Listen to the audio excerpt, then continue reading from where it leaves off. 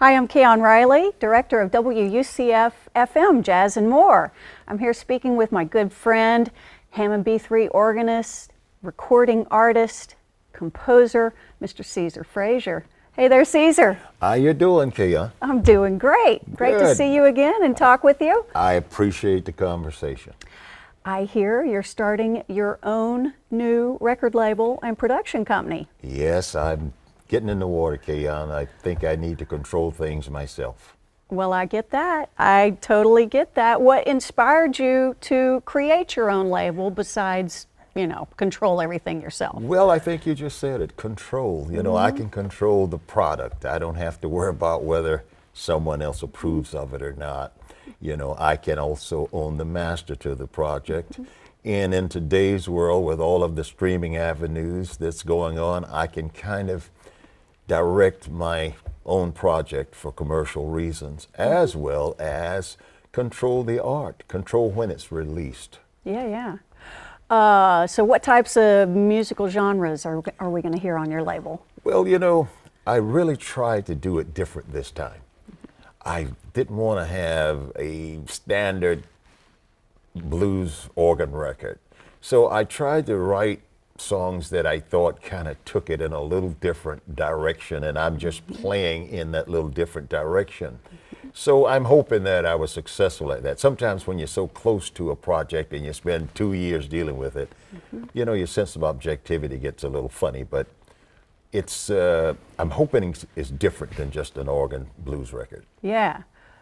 Some of the big name musicians you've gathered to help you on this recording. Tell us about some of those guys. Well, actually, I was fortunate to get my friend Peter Bernstein and to say okay, and we said okay actually about a year and a half ago. Yeah.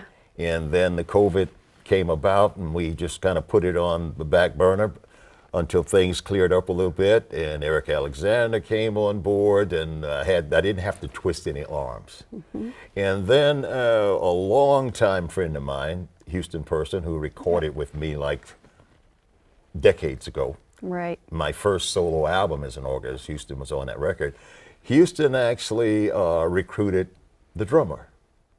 And he said, well, okay, he said, and he allowed me to sit back for a change, and he actually put all of the pieces in places to where I would record.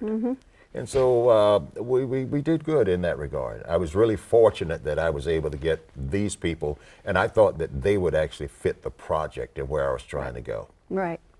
Tell us about a couple of the songs that really stand out on the album. Well, that's a kind of a tough question, Kayonne. The reason being is because I spent as much as 4 years with some of this stuff. So I kind of lost my sense of objectivity about some of it. But I believe because of the playing of Peter Bernstein and Eric Alexander, they have such a very, very radio-friendly sound. When you hear them, you know it kind of jumps out of the radio at you. I think that there's one in particular that Peter and I did, well, two actually, we did, and he kind of took some of the lead on it as a guitarist. It's a slow song, Polka Dots and Moonbeams we did. Yeah. And actually I have a on-air personality, a friend of mine in the Bay Area, San Francisco, always says to me, but don't forget now, I need a slow song. So I chose that, but the other songs are in a completely different direction, actually. I wrote 6 of the songs out of 9 that's on this lineup. Yeah. That's heavy duty. Yeah, it took a lot out of me emotionally. And I was afraid it was kind of different. I said, well, I get to the studio, they may think I'm the craziest guy in the world bringing this kind of material to be played. But, hopefully it works. So you sat down in the studio with these songs from them, I guess, reading the chart. Yeah. To laying it down. About how many takes did you have to do? Well, when you're doing some songs, it's not just a blues or standards, where there's actually arrangements. It's a little difficult when it's a band that you don't play with all the time. And so sometimes we had to do 3 or 4 takes to try to get the head in the right place. Right. you know. Well, that's not a lot. Anyway. Well, yeah, you know, considering the fact that many jazz records are done in one take, you just play and you sort of like a jam and they record it and you move Right. on. Right. So, and it was stressful for me, but we did it. Yeah, that's cool. What is the long vision for your new label? Well, the long view, if possible, I'd like to get at least probably 2 to 3 more artists of different natures, not organ players, whether it's saxophone, whether it's vocalists, to be part of my label and let me sit back and produce the project in the long haul. And another thing that's extremely, that I'm trying to really get worked out is an understanding of all of the streaming venues. Right. Because there's not much in the line of hard copy distribution anymore. Right. So what I'm really trying to do with my label is to get a real good understanding of all of the different avenues. I run my own publishing company. I'm trying to make an agreement with Don Sickler, who has one of the biggest publishing operations in the world. And I've sent him 4 songs, so I want to kind of co-publish in some of those songs, but I own and with my own publishing company. Right. So I want to control the entire ball of wax. Sure, I get it. When is your new record going to come out? Well, you know, I don't have a release date yet. And that's my decision, you know, probably before this year is out. We're into almost December now. I will have copies of the project. And then I try to look at the history of what goes on with releases with all of the different companies and the charts and all of that. And I'm trying to pick a spot where my project may get maximum attention. Right. And not do it when everybody else is putting so I would say probably the spring of 2022. That sounds good. Sounds good to me.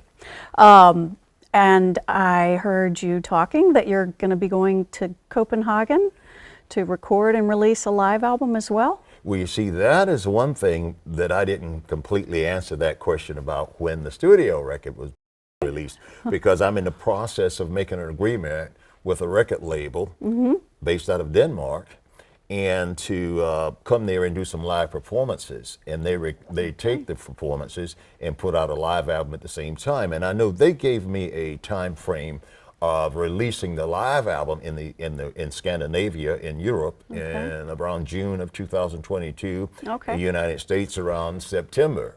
So I told them I would try to coordinate the studio recording with what they intend to do. So that has a lot to do with my timetable as well. But I do intend to go there. We were going to do it last year. And then the COVID thing and all of the country closures and all of that kind of knocked it offline. And then they contacted me a couple of months ago, wanting to still try to do it. Okay. So I intend to do it. How did you meet those folks? Well, you know, believe it or not, I've never met them one time. Okay.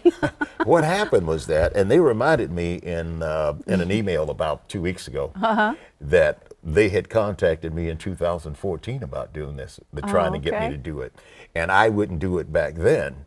And but now I've consulted with a couple other people that I trust their judgment, and one Houston person, he thinks that I really should do this. Yeah. You know, and I said, okay. And then another person who's in another part of the business thought that I should do this. Yeah. And I think I should too, you know. So, but I've never met any of them. They knew of me from old releases. Yeah. That goes back. And those releases, to my surprise, are like collector's items. Wow, that's pretty neat. Yeah. That's pretty neat. So they sought you out to bring you over. Yep, and they just found me on the internet, and the people in Japan did the same thing, because now you can do that. You know, and they located me and sent me an email, and this was way back in 2014. That sounds like a really cool opportunity. Yeah, you know? yeah, and I think so when I think about it, and so I'm emotionally ready to go and do it. Yeah. Yeah. So do you think that live album would be something you could release on your own label, or? Well, no, I couldn't. I'll tell you why. Because they're going to own the masters to it. Okay. You know, and with the agreement that we have, they would just compensate me, and then it belongs to them.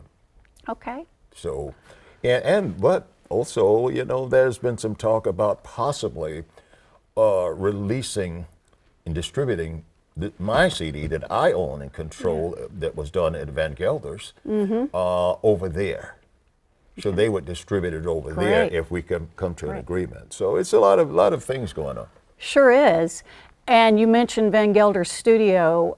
Tell me a little bit what it was like to record in the famous Rudy Van Gelder studio.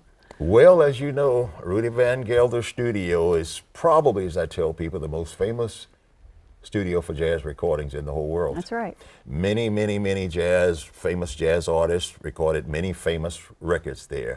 From Miles Davis to Coltrane, John Coltrane, and on and on and on and on. Jimmy Smith recorded all of those great records from the 50s and 60s at Van Gelder's. Well, you know, I recorded there, I'm dating myself now, but you see, I recorded an album under my own name there in I think it was 71 or 72. Okay. So I had been there, and then I recorded albums with Melvin Sparks in that studio. I recorded an album with Gary Chandler, who was trumpet player in that studio. And actually, the people in Denmark reminded me about the Gary Chandler recording. That one of the reasons too, they were trying to get me to come there, and I didn't even remember the song myself. But anyway, it was like. I guess you know you're in a special place. Yeah. You know you're in a special place, and a lot of real special, talented people have been there. Yeah. And it was an extremely comfortable place for me to be. Yeah. Yeah, very much so. Very cool. Well, Caesar, sounds like you got so much going on, a lot of great work. I'm really looking forward to hearing your new recording made at the Rudy Van Gelder studio, also this live recording from Denmark. And I know your fans and listeners will appreciate that as well. Thank you so much for talking with me today. I'm certainly hoping so. And Kayonne, I always appreciate you, and I appreciate you being a dear friend. Thank you so much. All right. I'm Kayonne Riley with WUCF FM. Thanks to Caesar Frazier for this conversation today.